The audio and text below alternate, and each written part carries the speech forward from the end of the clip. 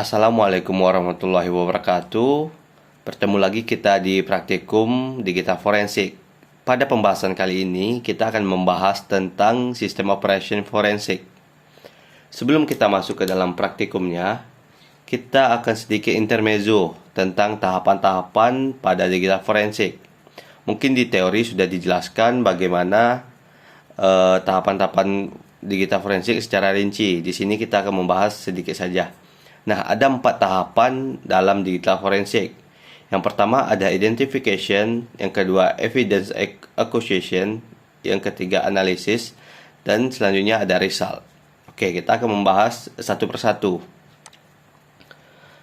Pada identification, ini merupakan tahap awal dalam digital forensik. Pada tahapan ini dilakukan identifikasi di mana bukti itu berada atau menggunakan apa bukti itu disimpan. Nah, ini tujuannya adalah agar mempermudah penyelidikan atau investigasi. Selain itu, pada tahapan ini kita juga ingin mengetahui penyimpanannya dilakukan pada media apa, atau apakah media penyimpanan ataupun browser ataupun jaringan ataupun sistem operasi. Nah, di sini ada beberapa klasifikasi untuk media digital yang digunakan untuk sebagai alat bukti. Di sini contohnya ada media penyimpanan, yaitu hard disk, SSD, flash disk, CD, DVD ataupun RAM. Kemudian ada sistem operasi ya seperti Windows, Linux, Macintosh. Kemudian ada mobile, yaitu handphone atau PDA. Kemudian ada browser, yaitu biasanya untuk identifikasi chat, cookies, history email ataupun akun virtual yang tersimpan pada browser tersebut. Selanjutnya ada evidence acquisition. Nah, perlu diingat pada saat melakukan investigasi, seorang investigator ataupun penyelidik tidak boleh mengakses langsung barang bukti. Dia harus melakukan duplikasi atau lebih dikenal dengan bitstream image. Bitstream image adalah mengcopy seluruh atau seluruh file yang ada pada barang bukti. Misalnya, kita melakukan bitstream image terhadap hard disk ataupun SSD. Nah, pada proses bitstream image, semua isi file akan terkompres atau terimaging ke dalam sebuah file yang berbentuk RAW ataupun E01 ataupun AFF. Nah, kemudian untuk keperluan investigasi bukan lagi kita menggunakan hard disk, tapi kita menggunakan kopian dari hard disk barang bukti, yaitu dalam bentuk RAW ataupun ekstensi lain seperti AFF ataupun A01. Nah, bagaimana cara kita untuk mengkopinya? Oke. Nah, di sini kita menggunakan FTK Imager. Nah, FTK Imager ini adalah salah satu software untuk mengcopy atau bitstream image, membuat kopian dari suatu hard disk ke dalam file berbentuk RAW misalnya. Nah, langkah yang pertama yang harus kita lakukan yaitu dengan melakukan instalasi. Nah, agar untuk mencegah terjadinya virus atau software bajakan, sebaiknya kita mendownload di dalam websitenya langsung. Teman-teman bisa mengunjungi websitenya, yaitu di accessdata.com, kemudian produk download, dan pada saat download si FTK Imager meminta untuk mengisikan data diri. Nah, teman-teman bisa mengisi sesuai dengan data diri teman-teman. Setelah kita isi, kemudian bakal muncul file downloadnya. Nah, setelah itu silakan diinstal.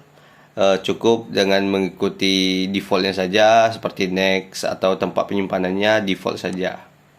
Oke, setelah kita melakukan instalasi, oke, kita coba. Silakan dibuka FTK Imager-nya. Nah, ini adalah gambaran dari aplikasi FTK Imager tersebut. Oke, untuk membuat sebuah evidence atau barang bukti, di sini kita bisa mengaksesnya melalui menu file. kita klik file, kemudian add evidence. Nah, di sini ada beberapa tipe atau beberapa sorts yang bisa kita lakukan untuk melakukan imaging. Yang pertama ada physical drive, logical drive, image file, kemudian contents of a folder. Nah, setiap tipe ini pasti memiliki fungsi yang berbeda-beda. Contohnya, untuk physical drive, dia akan mengambil source filenya yang berdasarkan perangkat penyimpanan. Misal di dalam laptop si penyelidik ada hard disk bawaan, hard disk barang bukti ataupun penyimpanan lainnya. Nah, itu menggunakan physical drive. Sedangkan logical drive itu langsung dari penyimpanan internal atau seperti hard disk yang tertanam di dalam laptop. Bedanya dengan physical drive, dia bisa jadi hard disk internal ataupun menggunakan flash disk. Kemudian ada image file, ini untuk store-nya per file. Sedangkan contents of folder seperti namanya itu sesuai dengan folder. Nah, kemudian kita langsung ke dalam. Nah, kita contohkan saja menggunakan physical drive. Di sini kita coba next. Nah, di sini terdapat dua buah penyimpanan. Yang pertama ada SSD 128 GB dan yang kedua ada hard disk 750 GB. Nah, kita bisa memilih yang mana yang akan kita imaging atau kita jadikan barang bukti. Misalnya nih, kita mau coba yang pertama. Anggap saja ini adalah barang buktinya, yaitu SSD dengan ukuran 128 GB. Kemudian kita klik finish. Nah, di sini bakal muncul partisi-partisi dari si SSD tadi. Nah, lalu kita akan melakukan imaging sehingga kita bisa mengidentifikasi SSD tersebut. Nah, langkah selanjutnya kita harus imaging. Kita buka kembali akses FTK Imager-nya, kemudian pada nama evidence-nya kita klik kanan. Nah, di sini ada export this image. Kita klik saja. Nah, di sini ada informasi tentang create image-nya. Kemudian kita klik add. Setelah itu kita pilih ekstensinya. Kita mau yang apa? Nah, untuk contoh kali ini saya akan menggunakan ekstensi RAW. Kemudian kita pilih next. Nah, di sini kita diminta untuk mengisi informasi. Misalnya case number ke-4, evidence ke-6 ataupun 6 juga nggak apa-apa, terserah. Nah, selanjutnya unique description, misalnya SSD barang bukti. Kemudian examinernya Mister siapa gitu. Nah, maksudnya terserah, misal segera. Oke, kita next. Nah, kemudian kita diminta untuk memilih destinasi folder atau folder untuk penyimpanannya. Nah, kita pilih saja misalnya